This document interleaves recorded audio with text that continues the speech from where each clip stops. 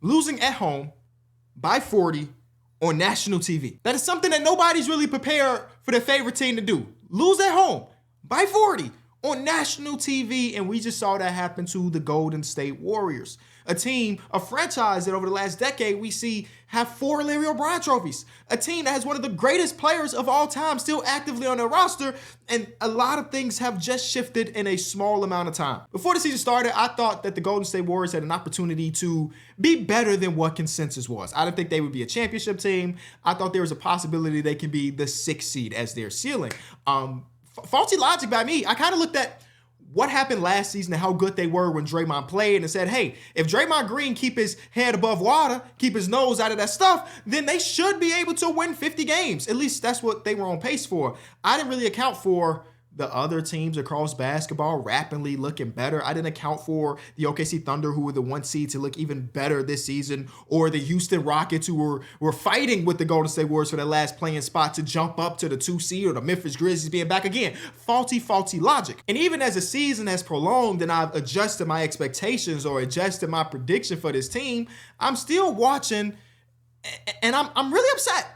And I'm not even a fan of the team, so I can't even imagine the perspective of a person that is actually rooting for the Golden State Warriors. Like, you can make the argument that they've had it so good for the last 10 years, it's kind of okay to see them go through this turmoil and all. But as a guy that just loves basketball and loves what Steph Curry does, when I watch them on a nightly basis, I just hate it. And listen, I don't even care about the X's and O's. That's not even what this channel's ever really been about. But lose by 40 on your home court, no matter if it was the defending champion or the worst team in the league, it's just inexcusable. Don't tell me about who was playing and who wasn't playing. It's inexcusable stuff. And I honestly, listen, maybe I'm part of the problem that I mentioned a couple videos ago about NBA fans being a little bit too smart or thinking a little bit too much about these things. But I'm watching them do the stuff that they're doing and them having their comments about, or Draymond Green saying that bad organizations. You know what? Let me bring the tweets up. So this is what Draymond Green said last week to Vince Goodwill. The beautiful part about being in the space that we're in, Steph Curry, and myself all disagree with mortgaging off the future of this organization, saying that we're going for it right now. Bad teams do that. Bad organizations do that. We're not neither one. That's a double negative. So that means that you are one of them. Am I tweaking? I know I dropped out of college, but damn it, this feel like he's... Anyway, another quote that Steve Kerr had, this is also about a week or so ago on the radio. We're on the decline. We know that. Steph Curry, Draymond, and I have talked about it. It'd be so irresponsible for this franchise to trade away for one final swing at a title. Isn't that... The discussion that we've had, I'm so impressed with these guys and how much they care about the Warriors' future. And I can somewhat respect part of this, right? Them having the realization moment. Like we always talk about not knowing when the window has completely closed until it has completely closed. And again, this team just won a championship 2 years ago. And they're actively saying in the public, hey, we understand we owe. We understand that there's maybe not much we could do to win another championship. So we're kind of cool riding into the sunset. But it just... I can't compute having Steph Curry, who again, Steph Curry does not look like the same player that he was 3 years ago, but damn it, Steph Curry's still a phenomenal basketball player. Having one of the 12, 10, wherever you rank Steph Curry, best players of all time actively on your roster, and him still playing to an all-star, to even all-NBA level, and saying, yep, we're not trying to go for another. Especially when you consider some of the younger assets that you're holding on to, they just not it. This is not it. Let's be real. Brandon Podziemski was a guy that in his rookie season looked incredible. Led the league in charges. He did this. He did that. Before the season started, Steve Kerr said he wanted to go into this year and Brandon was going to shoot 10+ threes a game. Brandon barely could touch the floor some nights. They opted not to trade him for Larry Marketing, who's on a $16 million contract, because Pods is going to be one of them ones. Jonathan Kuminga, a guy that they drafted, 7th overall a few years back, has good games, bad games. They don't even know if he's worth paying $30 million a year. And they're not willing to deal those players. Or even a Moses Moody who's in the rotation and out of the rotation. What is his worth? I know he got an extension, but we don't know if he's going to be part of... They don't... Oh, man. The reality is, the likelihood that with the future assets that you have, the likelihood of one of those future assets turn into Steph Curry, and I'm not even talking about unanimous MVP Steph Curry. This year, Steph Curry, the likelihood of those future picks that you're holding on to, or the Pods of the world, or the Moody's of the world, the likelihood of those players even being what 35, 36-year-old Steph Curry is pretty damn low. And when I look at it from that lens, it makes me, again, I'm not the guy making these decisions, feel like there is potentially some things you can do. Now, for a moment, when I first saw some of these quotes, specifically the Draymond Green one, I was like, okay, that kind of does make sense. Because you look at the landscape of the NBA right now, who's available? Jimmy Butler? I think we can agree if Jimmy Butler was a Warrior, I'm not looking at them like they can beat the OKC Thunder in a 7-game series. They can beat the Boston Celtics in the 7-game or the Cavs or, some of those elite level teams. So yeah, we're not willing to buy in on Jimmy Butler right now because I don't think he changed the landscape. But maybe in my mind, I'm giving them the benefit of the doubt, thinking about how good and how greatly the Golden State Warriors have been ran over the last decade or so. I'm thinking, okay, well, that means that maybe they're waiting for another player to become available. But for Steve Kerr to basically just say, no, we're done even taking the swing. It doesn't matter who's available. We're completely okay with riding into the sunset. It's a young man's league, and we recognize that we're on the decline. It disturbs me. And I think it's actually just doing a disservice to Steph Curry, right? Draymond Green getting another championship don't matter. At the end of the day, it doesn't matter. He's been there for all of them, but nobody gives a damn about what Draymond is doing over there. When you think about who Steph Curry is and how he changed your organization, where you were one of the lowest evaluation NBA teams before Steph Curry got there. There were so many question marks about what's going to happen to the Warriors organization. And for Steph Curry to shift it, where now the Golden State Warriors are the #1 team when it comes to financial evaluation, I think you owe it to Steph Curry to just try it. Hell, if we knew this was the case, why did we just let Klay Thompson stay on the team?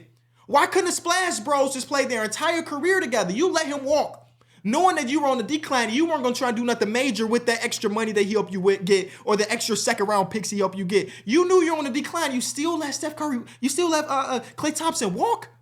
Man, the amount of memories we could still be piling on to the Splash Brothers if he was still there. We just neglected all of that because we wanted to see what?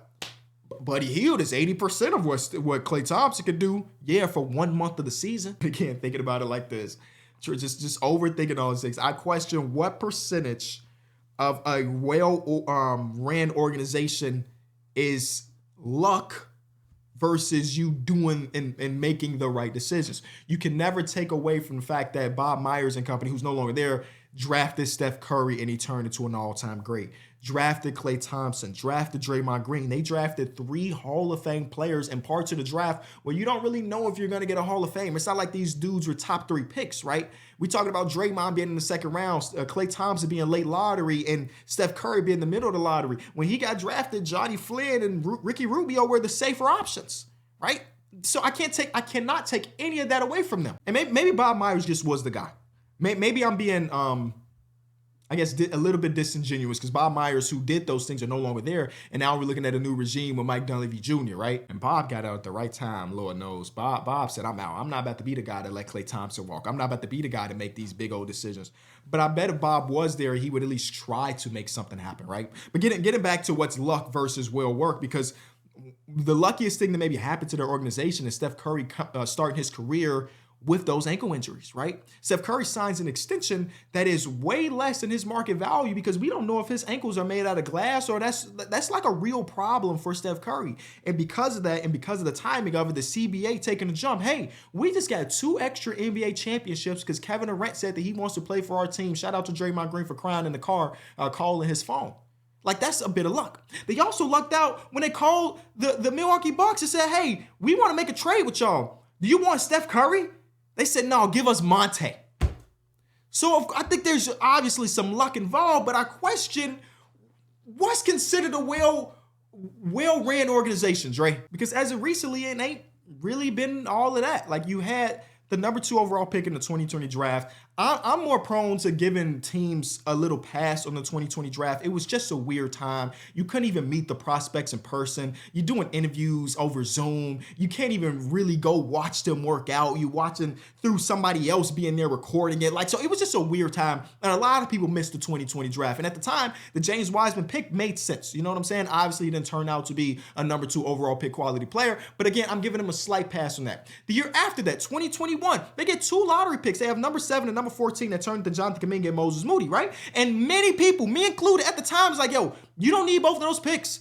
Steph Curry and Draymond Green and Klay Thompson still were there. There were some rumors that Bradley Beal could be available, Pascal Siakam could be available. Trade one or two of those picks away to keep this window alive, to continue to add more now talent. They decided they wanted to go 2 timelines. They drafted these 2 dudes. And again, Kuminga can give you moments in time. He can drop 30 and it looks really good. But other moments in time, you watch him fall asleep on defense. You watch his tunnel vision. You watch this lack of effort here. You watch the lack of effort there. You're like, man, number 7. And now we got to figure out if we want to pay him this amount of money. Ain't the greatest thing. You can say that you hit on Brandon Podziemski at 19, but this season of Pods is, I don't even know what the numbers look like. Hold on. He's 8 points per game, 29% from 3. 29% from 3. Anyway, but they do have the good move, like the Wiggins trade, like objectively a good move. Wiggins helped them and was one of the best players on a championship run. But for the most part, I felt like more recently, they haven't been the same well-oiled machine, the ran organization that we've been used to the previous decade. And when I'm watching Steph Curry see 3 bodies on a nightly basis, I just feel like you're shorting him, but you're also shorting the fans, bro. He can still hoop. He can still hoop. But if you're just looking at the stats, you're like, oh my God, Steph Curry, no, the way he is being guarded, there's no pressure to be alleviated off of him. It's insane. And just some of these quotes just make me feel like Joe Lacob or somebody that's in charge right now promised Draymond and he promised Steph Curry part of the organization, my minority owner.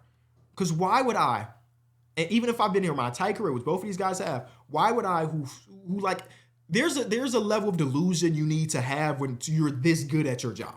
Whether it be sports, whether it be artistry, when you are this good, and again, we're talking about Hall of Fame players Draymond Green and Steph Curry, you have to have this level of delusion. So I'm sure that they still believe that they have the talent to win it all. But for them to publicly say we chilling makes me feel like they have something promised that when they're retired, hey, you're going to be a minority owner around here. So you should care about that 2030 pick because we kind of need that 2030 pick when you're done in order to go get something else. And I could see comments like Kenny, the whole buy-in to this timeline, buy-in to this current start thing has not worked out more than it has, right? You can think about the Clippers buying into Kawhi Leonard and Paul George. It got them perennial all-star. I mean, they always are a postseason team even before those guys, but it got them to the point where they have 1 conference finals in their tenure.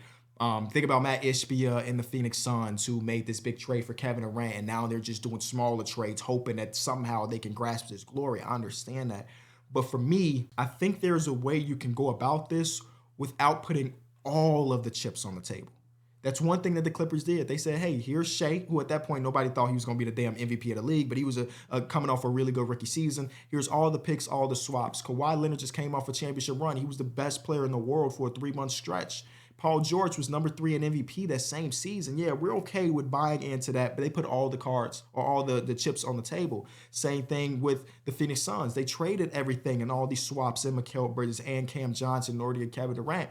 I think there's a world where you can go ahead and build a championship level team around Steph Curry without giving up 5 picks and 3 swaps. It doesn't have to be all or nothing, but I do believe that you have to do something. And I will say, again, I'm going to always defend the Clippers putting their chips on the table. Kawhi Leonard was a fucking monster, and Paul George was too. You know what I'm saying? It didn't work out. Like, hindsight says they shouldn't have done it. But at the time, nobody in the world questioned that deal because it was that good of a deal. It was that good of an idea. We didn't know that, Kawhi was going to continue to struggle to be healthy because he was relatively healthy with the Raptors. And nobody could have expected them to not be healthy for every single playoff run. But the Suns one, there are some moments in time in real time you're like, oh, that's kind of a lot, ain't it? Who else is on this team?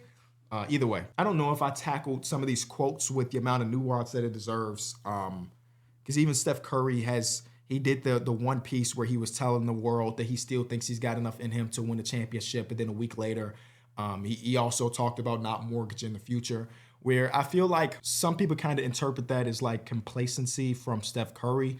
I kind of look at it and saying like, hey, they believe that there's no major moves that can be done.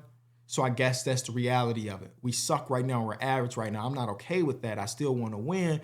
But if the people that are up top saying that there is no trades to be done or we don't want to make the trade, what the hell am I supposed to do? This got so bad that some of the Warriors fans in my life are texting me like, yo, Steph Curry should request his way out. And I never can be that. Like, I love the idea of the single team guy, specifically a dude that will go down in history as one of the greatest players to ever pick up a basketball. I like the Dirks, the Kobe's, like all of these dudes that just really stay with one team. And I kind of feel like when I look at the Warriors, there's no way I can look at Steph Curry without that jersey on him. So I hope that doesn't become the reality. But if it did, I wouldn't be necessarily extremely surprised from his standpoint. I'm not a fan of losing these games. I recognize they don't want to make some moves, so damn it, send me to some place that's willing to buy in. I hope that's not the case, but if we got a report right now that happened, I wouldn't act like it was the end of the world, because at the end of the day, he's a competitive guy who just in the summertime not just help, for a whole 3-4 minute stretch, he put the fucking country on his back in the Olympics. You can't tell that man that being a 500 team halfway through the season is something that he should be looking forward to. I don't know. Always, I'm all over the place with this, and this is from the perspective of not a Warriors fan. So if you're a Warriors fan, let me know. Even if you're not, let me know in the comment section what you think.